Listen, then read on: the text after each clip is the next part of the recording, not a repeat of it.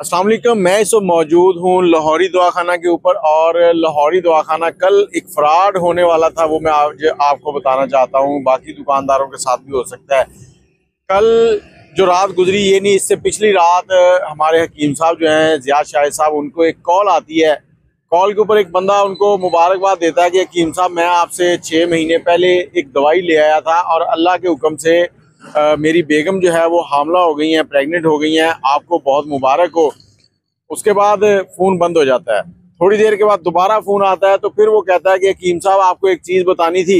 वो ये थी कि जब मैं आपसे दवाई लेके आया था तो मुझे बड़ी उम्मीद थी कि अल्लाह पाक हम पे करम करेगा। तो हमने एक मन्नत मांगी थी कि अगर आपकी दवाई असर करेगी तो हम आपको एक जो भैंस से होती है ना, चोटी, जिसको पंजाबी में चोटी कहते हैं, भैंस, वो एक गिफ्ट करेंगे। तो वो भैंस हमने रखी हुई थी और वो उस वक्त गपन थी। अब उसने भी एक बच्चा दे दिया है, तो उसके साथ भी एक और जोटी है। तो हम लोग ना वो आपको देने आएंगे। हकीम साहब ने कहा ठीक है। अच्छा, उसके बाद कॉल कट गई और अगले दिन दोबारा कॉल आ गई। कल कल दोपहर में कॉल आई है। उस बंदे ने अपनी बेगम से बात करवाई। बेगम कहती, बाबा जी मुबारक हो, आपकी दवाई से हम लोग प्रेगनेंट, हाँ, माँ बाप बनने वाले हैं। तो हकीम साहब ने फिर कह दिया ठीक है। अब हकीम साहब जो थे ना, वो देख रहे थे पूरी सिचुएशन के यहाँ पर बनता क्या है।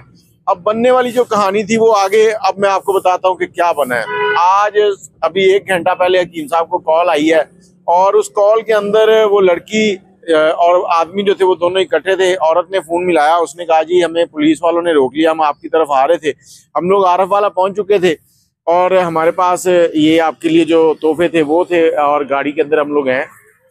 तो इन्होंने रोक लिया, ये इनसे जरा बात करें। अब हकीम साहब जो है उन्होंने कहा जी करवाएं बात। अब पहले उस लड़की का जो शौहर था वीडियो के अंदर बना हुआ, उसने बात की है। उसके बाद फिर वो ट्रैफिक वाले को फोन दे दिया है। अब ट्रैफिक वाला कहता जी इन्होंने एक भैंस लोड की हुई है, एक उसका बच्चा लोड किया हुआ है और साथ ही इन्होंने काफी सामान भी रखा हुआ है, कुछ तोहफे हैं, तो ये आपकी तरफ आ रहे हैं। तो हकीम साहब कहते शायद आ रहे होंगे। तो वो आगे से कहता कि ये लोग 150 की स्पीड से आ रहे थे। अब हकीम साहब कहते भी 150 की स्पीड वहां पे कैसे लग गई? ये आरफ वाले का रोड जो है वो इस काबिल ही नहीं है कि उस पर 150 की स्पीड से आए। उसने कहा जी चलो जो भी था, आप ऐसे करें, अगर चाहते हैं कि इनके साथ ले दे के काम कर ले तो आप 5,000 रुपये ना इजी पैसा या जैज कैश कर दें, तो हम इनको जाने देते हैं, आपके पास पहुंच जाएंगे। तो हकीम साहब ने कहा कि मैं इधर से पुलिस का डाला ना भेजूं तुम्हें कि जो तुम लोगों के साथ बातचीत कर ले। तो वो बंदा फोन काट गया। अब ये सारी कहानी सुनाने का मकसद सिर्फ ये है कि इस तरह के बहुत से मामला होते हैं जिनमें लोग ना दूसरों को चक्कर में फंसाने की कोशिश करते हैं। तो आप लोगों ने होशियार रहना अगर आपको कोई इस तरह की कॉल लालच वगैरह देता है, क्योंकि ये लोग अगले दिन ये करते हैं कि या तो रास्ते में कहेंगे कि हमारा पर्स घर रह गया है, पेट्रोल डलवाना है, 10,000 का पेट्रोल लगेगा, आप 10,000 भेज दें, आके आपको उधर फिर मिल लेते हैं, आपके लिए इतना तोहफे के आ रहे हैं। तो लालची लोग जो है वो फंस जाते हैं। हकीम साहब ने लालच नहीं किया और वो बच गए हैं। बाकी अपनी राय कमेंट में जरूर दीजिएगा, वीडियो को शेयर कर दीजिएगा ताकि सब दोस्तों तक पहुंच सके।